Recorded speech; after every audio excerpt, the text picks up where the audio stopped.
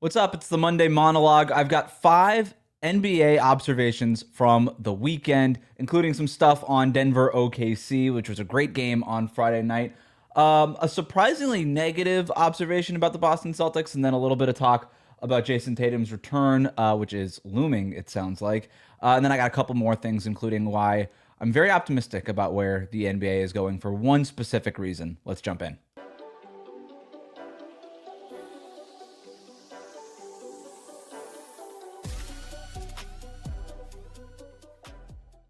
All right, welcome to Real GM Radio. I've got 5 Monday observations for you from the NBA weekend. Let's start at the top. Number one, the Denver Nuggets.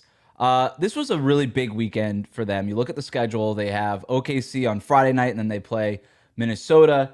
And look, I thought this was going to be a really important measuring stick for the Nuggets. You have Jokic back, obviously. Jamal Murray's back. Cam Johnson's back. You're starting to get healthy. I was hoping that they would get Aaron Gordon back for this weekend. Obviously, they did not. That said, that OKC game on Friday night I thought was a really important measuring stick. I watched the whole thing, and I got to tell you, I know they lost that game, and it was disappointing, right? Cam Johnson misses the three-pointer out of the corner at the end of the fourth quarter. Shea is rests in his return the entire overtime, and the Nuggets still lose.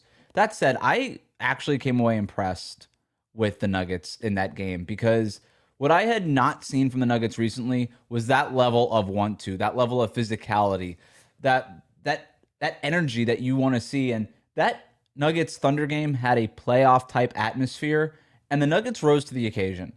And I know they lose in a disappointing way, and it's not really close in overtime. The Thunder just sort of run away with it. But to be a Cam Johnson corner three away, and that was a good look. To be one shot away from beating the Thunder in that spot, I was really impressed with how they played.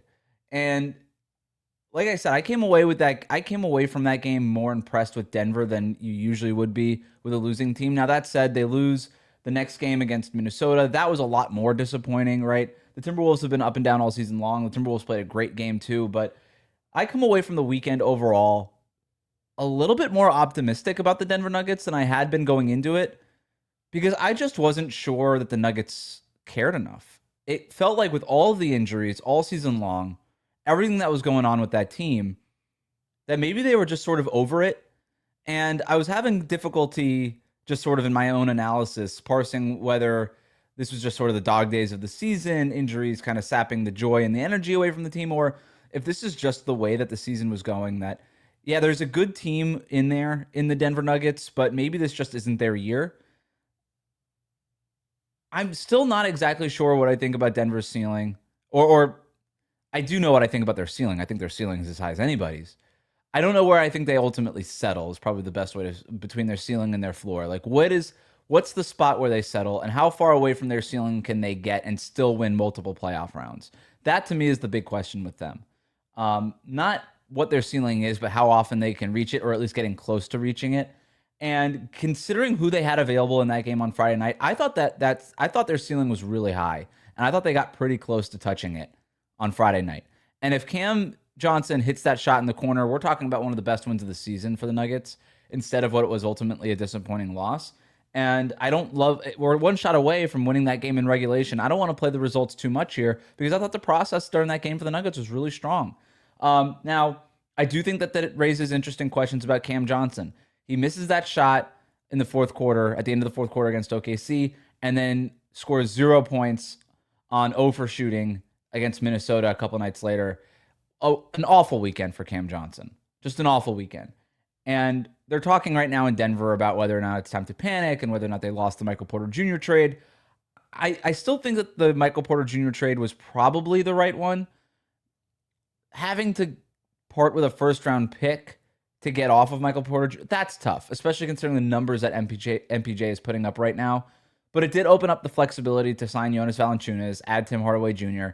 Like that stuff has all been, I think, a net positive to this team. I still think you would take all of that, specifically those 3 guys, over Michael Porter Jr.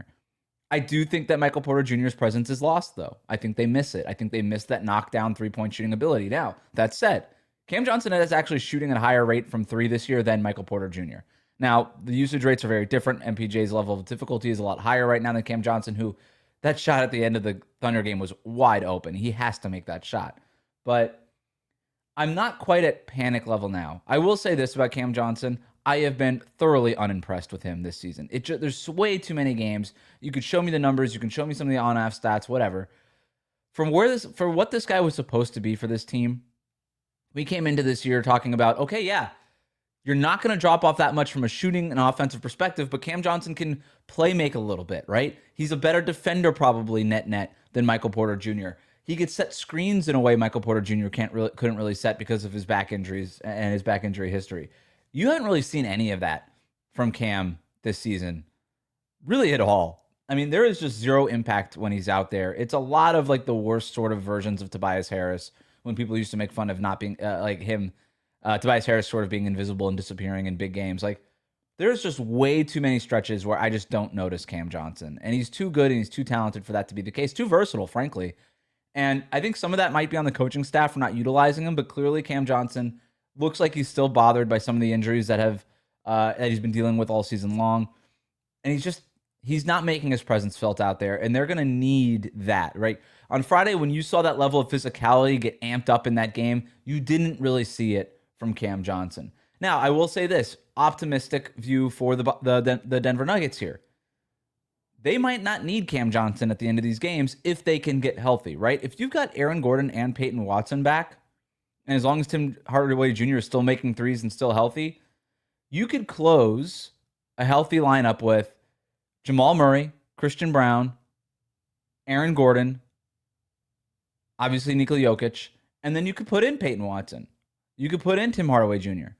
You could put in a Bruce Brown, right? Depending on the matchup. I think you would want a little bit more shooting, a little bit more spacing, but especially the way Peyton Watson has played and developed this season, that's the guy that might step into that Cam Johnson role. You might end up replacing Michael Porter Jr. more with Peyton Watson long-term than Cam Johnson. There's obviously some other cap ramifications for Denver going forward. Do they actually just try to get off of Cam Johnson this summer? Does that cost them something extra in terms of assets, the way they had to put an asset on Michael Porter Jr. to get off of him, just to make room for Peyton Watson, not only to re-sign him as a restricted free agent, but to play him, right? What he's going to be required to play, making the kind of money that he's projected to make.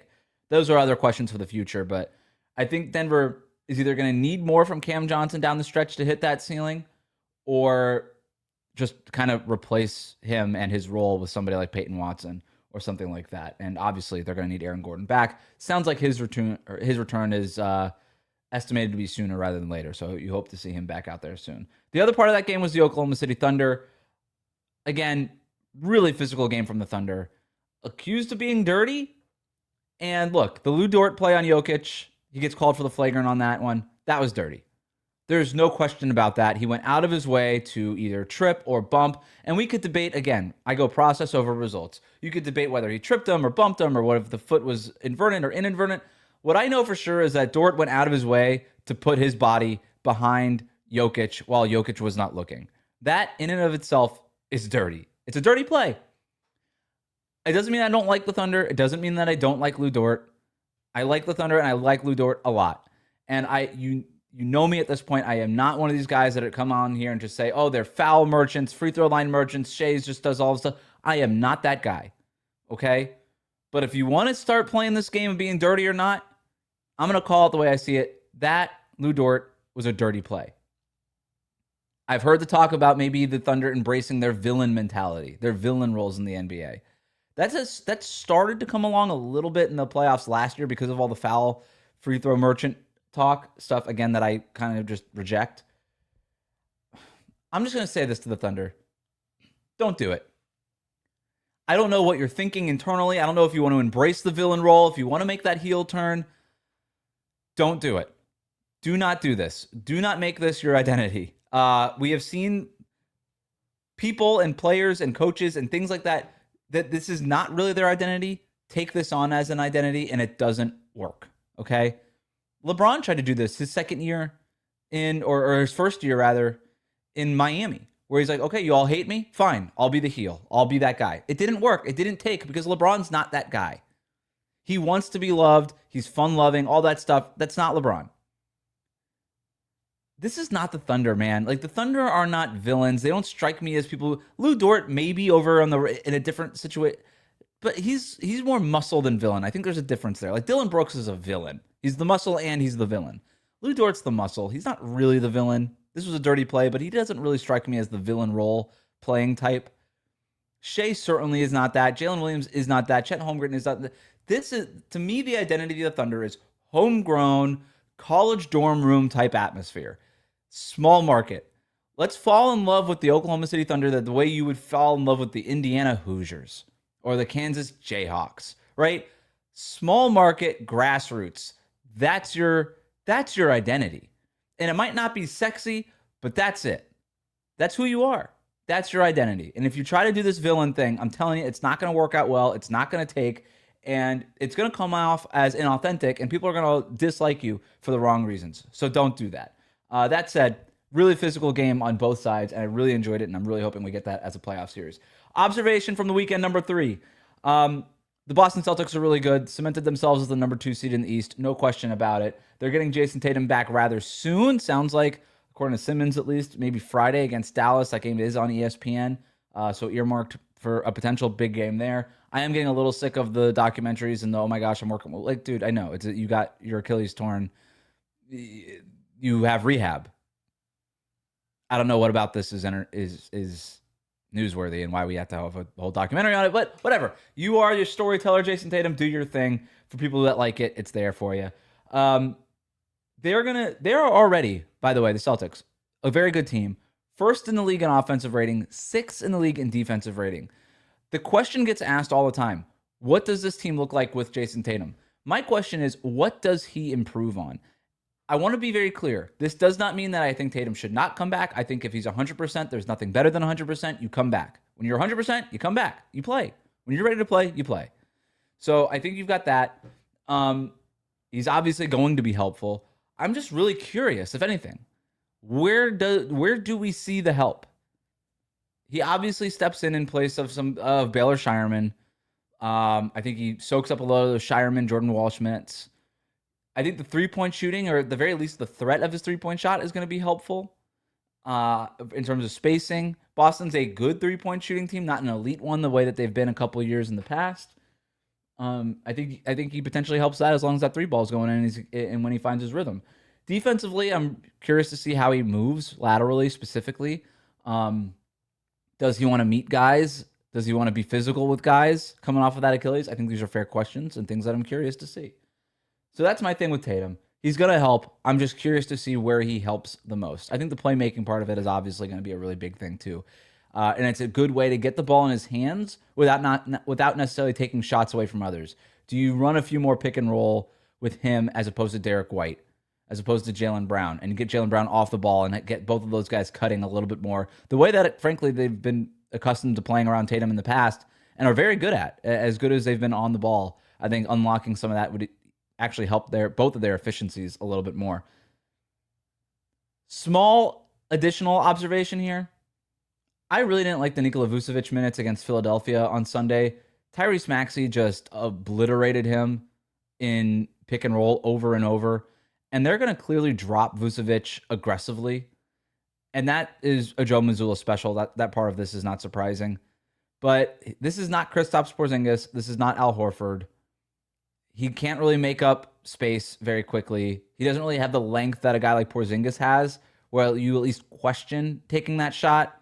And they dropped Porzingis pretty aggressively and there were times where he got taken advantage of. But at the very end of the day, Porzingis was able to give you real rim protection that you were afraid of if you were the opponent. That's not the case with Vucevic.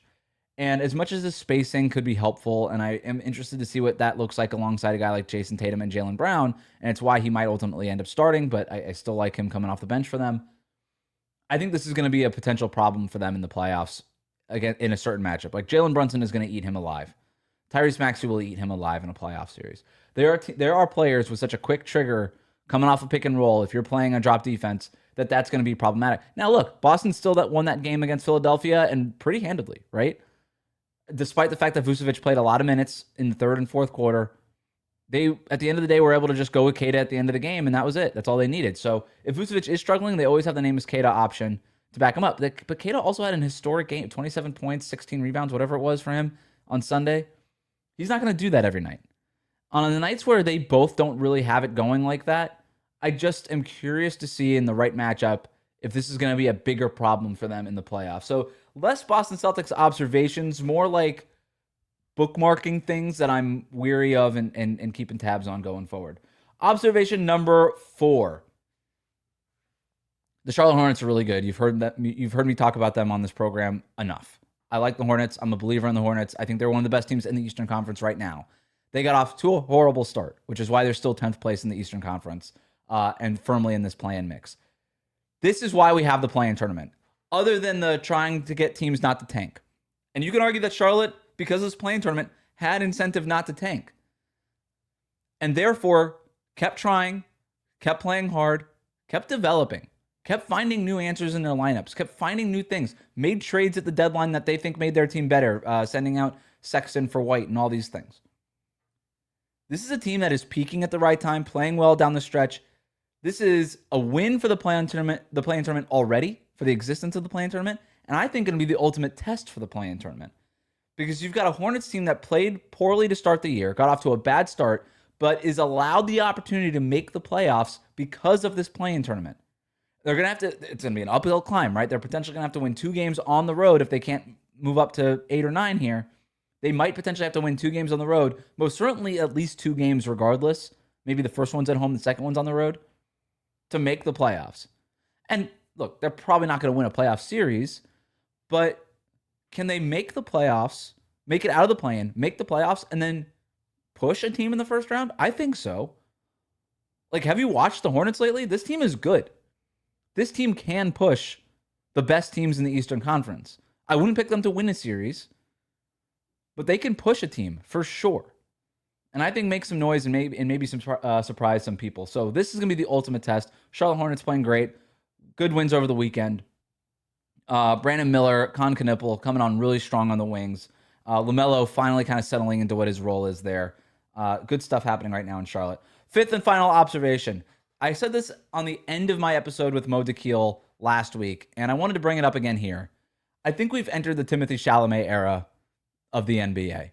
And I'll explain to you what that means. Chalamet, it wasn't the Oscars. It was the other one. I think he won an award for Best Actor for his role as, I think it was the Bob Dylan role last year, during the award season last year.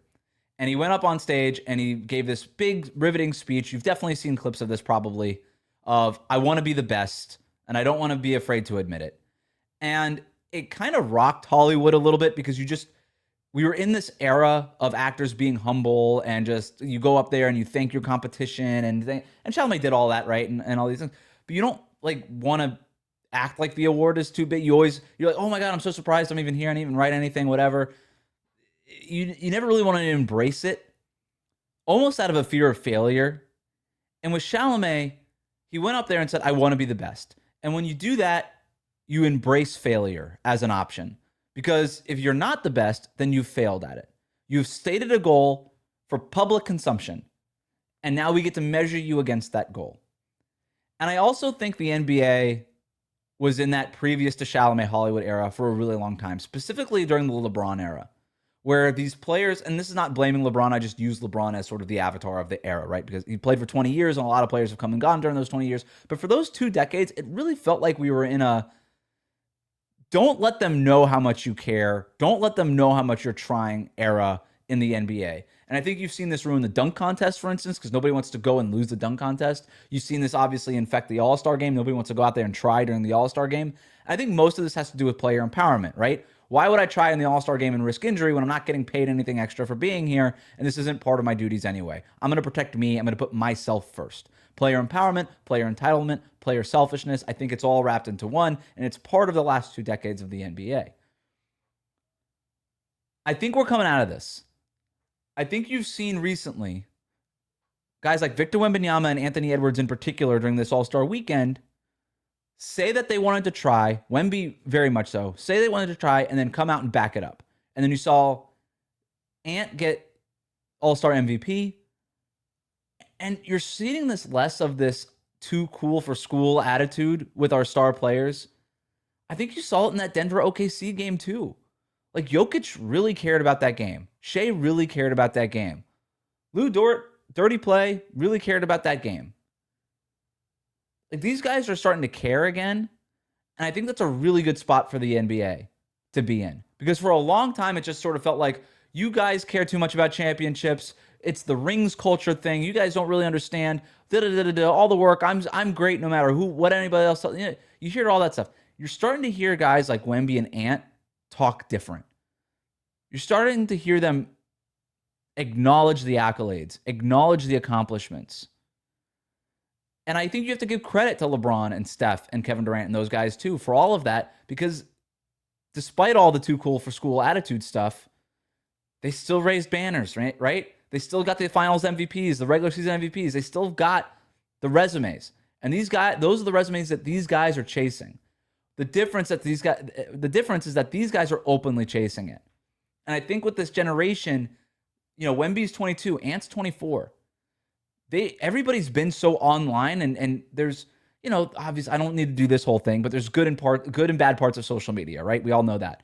The one thing about social media that it tends to bring out is just transparency isn't the right thing, but just sort of talking about yourself, right? And just sort of saying your thoughts and just saying it out loud and not really thinking about the public consumption part of it. Again, better or worse, but people are just used to, people that age are just used to putting stuff out there.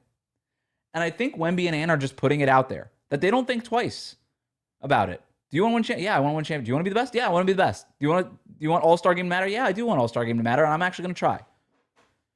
Chalamet goes up there on that stage and says, I want to be the best. I'm chasing greatness. I love Wemby and I love Ant saying that and being open about that and doing it. Have we entered the Chalamet era in the NBA? Let me know what you think. That'll do it for the Monday Monologue. Thanks for tuning in. We'll be back later in the week with a full-length episode of Real GM Radio.